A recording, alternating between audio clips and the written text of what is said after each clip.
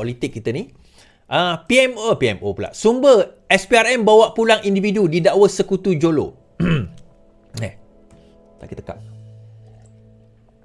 Seorang individu didakwa sebagai sekutu ahli perniagaan dalam buruan Joe Teklo telah dibawa pulang ke Malaysia setelah meninggalkan negara 5 tahun lalu menurut sumber. Sumber itu berkata individu itu tiba di Kuala Edo sekitar jam 3.30 pagi bagi membantu siasatan SPRM terhadap skandal 1MDB. Kata sumber lagi sebaik saja tiba di Kuala notis arahan diserahkan padanya untuk ke ibu pejabat.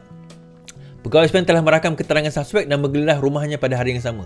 Hasil siasatan menunjukkan dipercayai telah menerima wang yang diselewangkan daripada 1MDB dan SRC melalui akaun syarikat yang bernama Right Shaw Limited katanya. Sumber berkata keperluan individu itu adalah hasil kerjasama SPRM dengan pihak berkuasa luar negara. Sebahagian daripada siasatan terhadap dakwaan dia menerima wang yang diselewengkan daripada 1MDB dan bekas subsidiari SRC. Menurutnya, sebelum ini SPRM dengan kerjasama Jabatan Hal Ehwal Komunikasi telah berjaya menyita akaun Right Shaw Limited melibatkan dana 5.2 juta USD. Selain itu, siasatan juga membuktikan suspek menerima wang daripada 1MDB menerusi Yayasan Rakyat Malaysia iaitu YRR1M. Sumber itu mendedahkan pada 26 April lalu, SPRM dengan kerjasama CID Singapura berjaya membawa pulang kira 16 juta daripada Totality Limited yang merupakan syarikat milik suspek. Katanya suspek bekerja dengan 1MDB sejak 2012 hingga 2013 dan dia juga terlibat seawal 2011 apabila syarikat itu masih dikenali sebagai Terengganu Investment Authority dan belum diambil alih kerajaan persekutuan. Konspirasi yang dibuat adalah untuk memperdayakan bank dan menutup fakta-fakta daripada lembaga pengarah 1MDB untuk memindahkan kira-kira 700 juta kepada Good Star Limited milik Jolo. Malaysia kini sedang cuba menghubungi Ketua Pengarah SPRM Azam Baki. Bekas Perdana Menteri Najib Razak kini sedang menjalani hukuman 12 tahun setelah disabit kesalahan. Dia juga dibicara dalam kes rasuah 1MDB berjumlah yang melibatkan dana berjumlah 2.28 bilion. Now, kenapa perkara ini sangat penting? Pertama sekali, dia bakal menguatkan lagi kes yang dibawa oleh SPRM terhadap bekas Perdana Menteri tersebut. Itu bakal menguatkan lagi kes, terutama kes yang melibatkan 1MDB. Kita kena faham, Najib sekarang ini, sebelum ini telah pun didapati bersalah bagi kes SRC. Beliau telah dijatuhkan hukuman penjara 12 tahun dan denda sebanyak 210 juta dan telah pun menjalani dan pun sedang menjalani hukuman penjara. Namun begitu, dalam masa yang sama, beliau sekarang ini sedang dibicarakan dalam kes 1MDB yang melibatkan dana 2.2 bilion. Kalau tuan-tuan ingat dulu kita cerita, ingat tak 2.6 bilion, 2.6 bilion, 2.6 bilion, yang itulah. Kenapa sekarang 22, dulu 2.6 is? Kita tengok tukaran mata wang. Kan, sebab dia dalam USD. Pada masa itu kalau kita convert, dia jadi 2.6 bilion lebih kurang, give and take lah ringgit. Tapi dia lebih kurang 2.2, 2.3 bilion masa tu dia tengok kepada tukaran wang ringgit dan ditetapkan oleh mahkamah sebanyak 2.2 bilion ringgit. Doesn't matter lah. Dan perkara ini sangat penting tuan-tuan sebab dua saksi utama iaitu Jolo dan seorang lagi saya lupa nama dia. Bukan Rizal Mansur. Seorang lagi yang terlibat dikatakan Najib mendakwa mereka berdua lah yang telah memperdayakan Najib sehingga kan duit itu masuk dalam akaun dan mengeluarkan duit itu. Kedua-duanya tidak berjaya ditangkap. Jadi sekarang ini apabila seorang yang terlibat secara direct menerima dana daripada Jolo ini sekarang ini telah kembali dan bersetuju untuk bekerjasama dengan SPRM, berkemungkinan ada apa orang kata plea bargain lah. Plea bargain ni maksud dia berkemungkinan ada dia punya negosiasi. Ada dia punya, biasalah kalau tuan-tuan biasa tengok cerita CSI ke cerita berkaitan dengan penyiasatan ni, normally dia orang ada macam trade, ada offer lah. Okey lah, kau ngaku kau buat bagi fakta kepada kami, okey kita takkan tuduh ni dan sebagainya. Itu kadang-kadang yang biasa berlaku. Boleh berlaku dalam situasi yang ada, terutama bila melibatkan orang kata 1MDB ini. Dan yang aim untuk mereka nak sabitkan kesalahan adalah berkaitan dengan 1MDB 22 bilion itu dan berkaitan dengan Najib. Yang itu mereka nak dapati. Terima kasih Aliboh. Mereka nak dapati mereka nak sabitkan kesalahan kepada Najib Razak. Itu sebenarnya kesalahan yang dia nak dia dia nak sabitkan. Tetapi dalam pada yang sama, mereka perlukan saksi yang kukuh dalam perkara ini.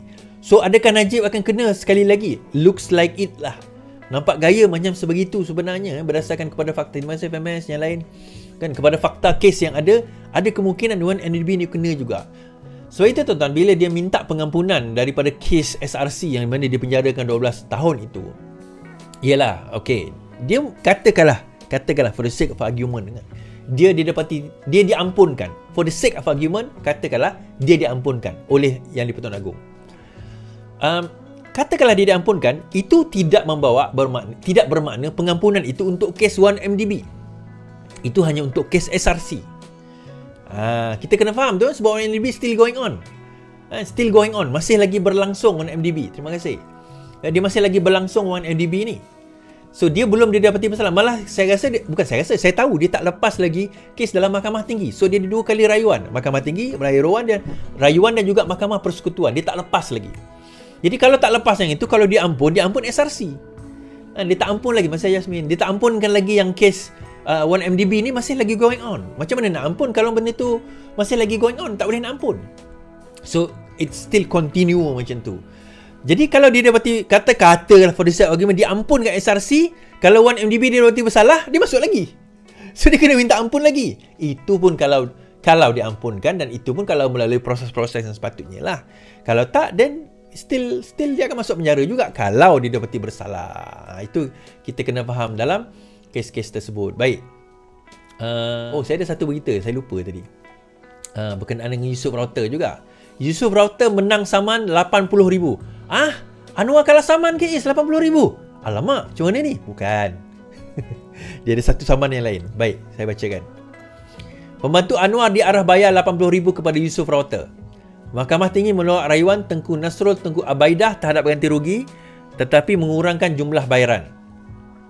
Shah Alam, Mahkamah Tinggi menolak rayuan terhadap bayaran ganti rugi oleh Setiausaha Abar Anwar Ibrahim Tengku Nasrul atas tuduhan memfitnah Yusof Router. Bagaimanapun, Hakim Kharijah Idris membenarkan rayuan Tengku untuk mengurangkan daripada 200,000 kepada 80,000.